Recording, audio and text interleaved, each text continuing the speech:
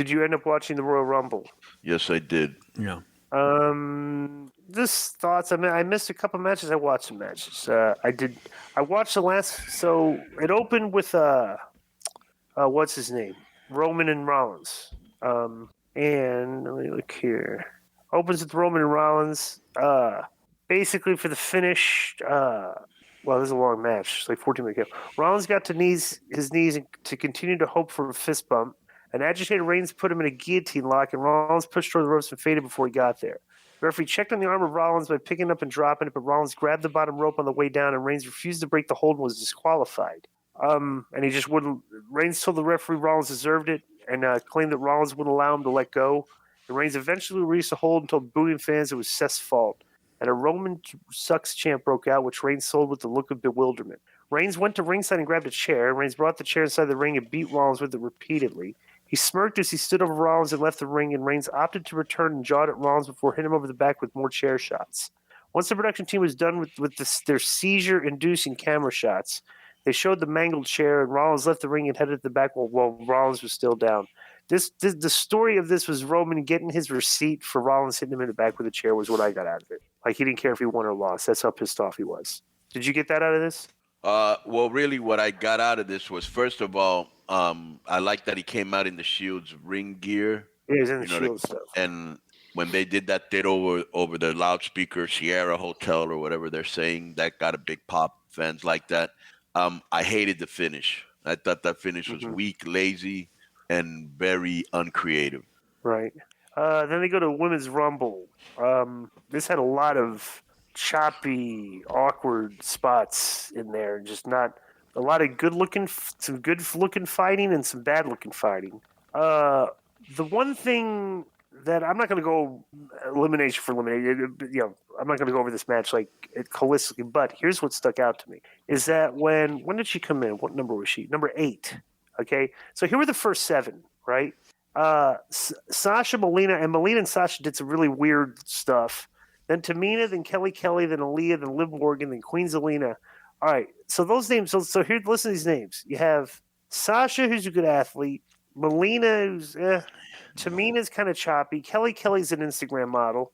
Aaliyah's an Instagram model. Liv Morgan's she's a decent worker, kind of more of an Instagram model. And Queen Zelina's an Instagram model.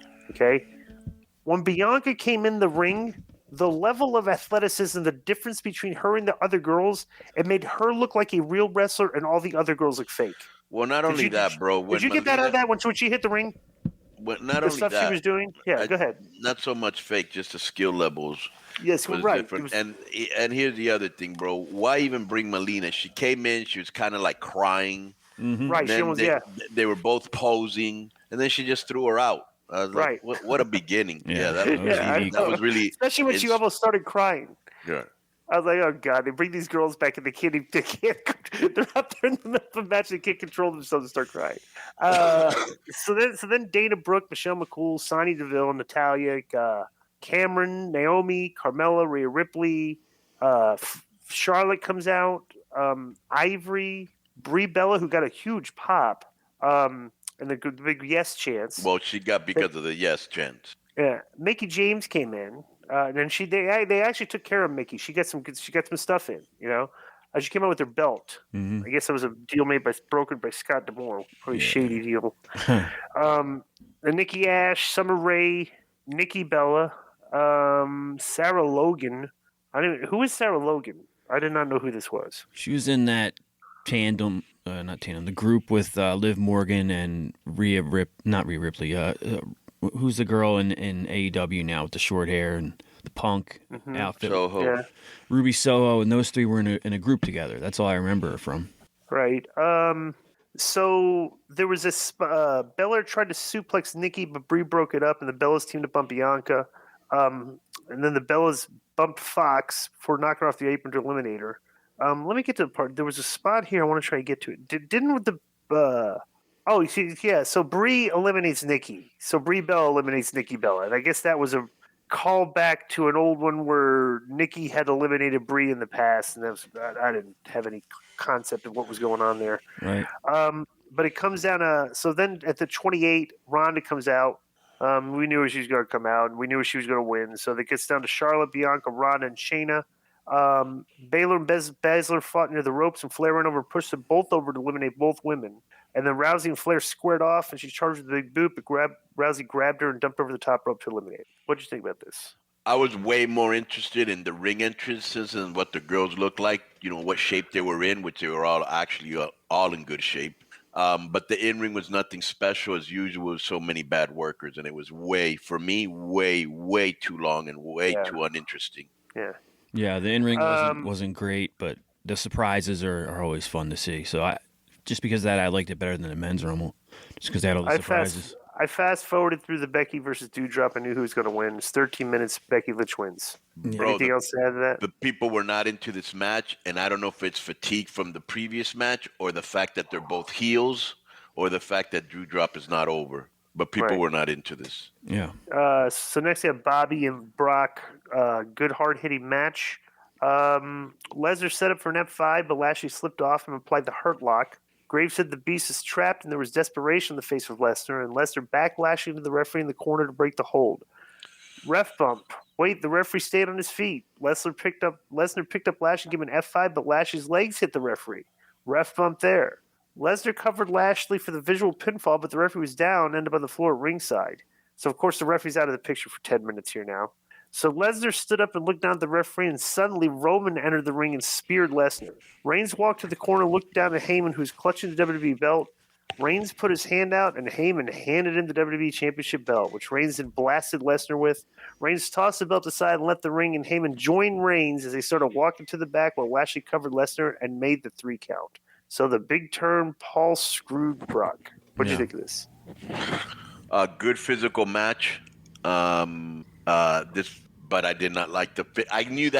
I kind of knew that was going to be the finish. I thought that in my mind. I didn't. Yeah, I did. I didn't. I thought Roman's going to come in here. Yeah, and they gave Roman his heat back. He lost to Seth, and I got his heat back, and they did the same thing with Brock. I did not like.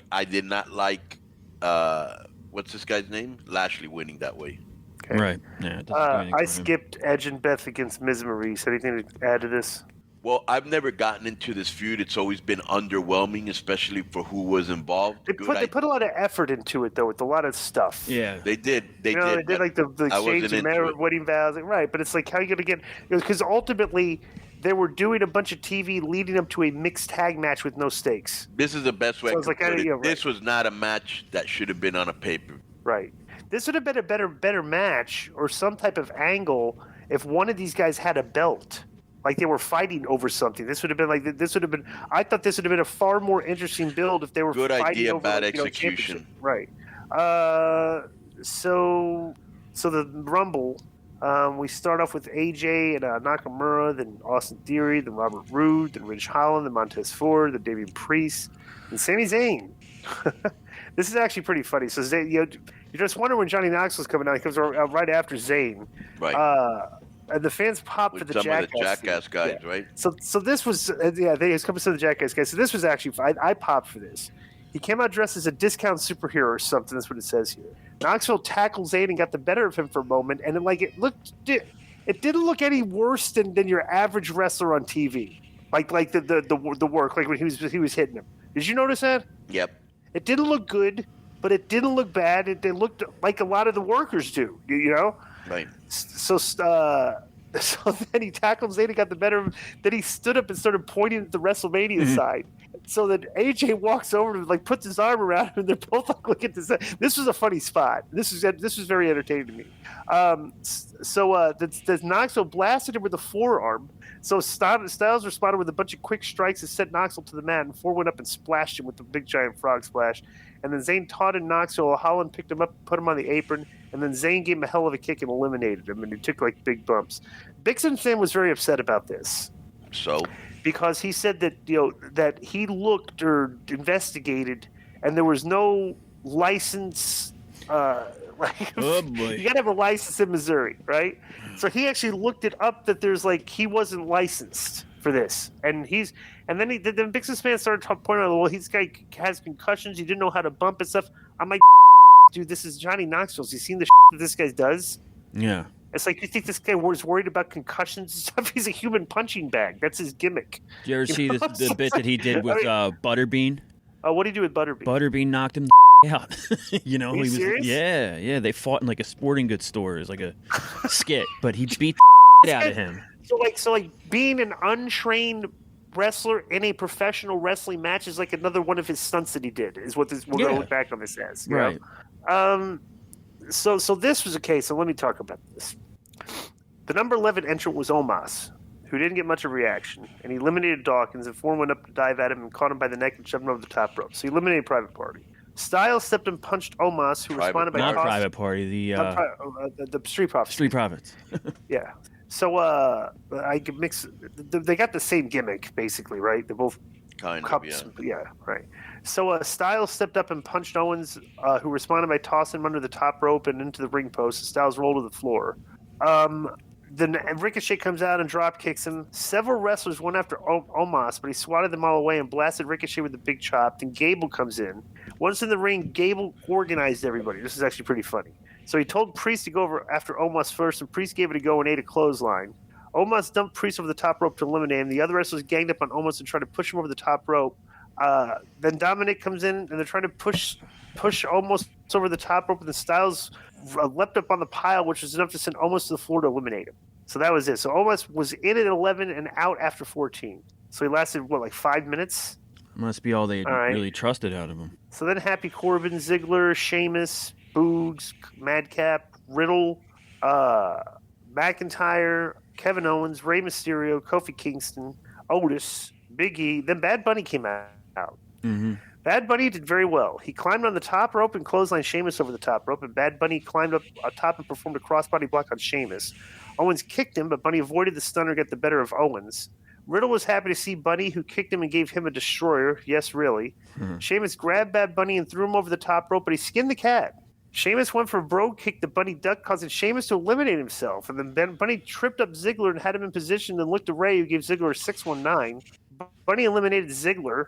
Mysterio tried to celebrate with Bunny, who turned on him, and Otis knocked Ray off the apron to eliminate him, which was missed by the production team. Yeah. Then Shane comes out. He got a big pop. Owens and Shane fought, and Shane's doing his boxing in there. Then Randy Orton comes out to a huge pop. Orton and Riddle eliminated Big E. Riddle jumped off of Otis' back to give McIntyre an RKO, and Orton and Riddle eliminated Otis. They were like working good together. They actually had some good spots and some good pops. Let's pause on this. Let's pause on this real quick, just because you mentioned Shane McMahon. Did you hear about Shane no longer working for WWE? Yeah, what's going on with that? What happened there? I don't know, but I read that Saturday night he kind of took charge in booking the Rumble, and people weren't appreciating how he booked himself to be in the Final Four and all the different spots that he did and stuff like that. And I read that and thought nothing of it. But then today, it's been reported by Meltzer and stuff that Shane's gone.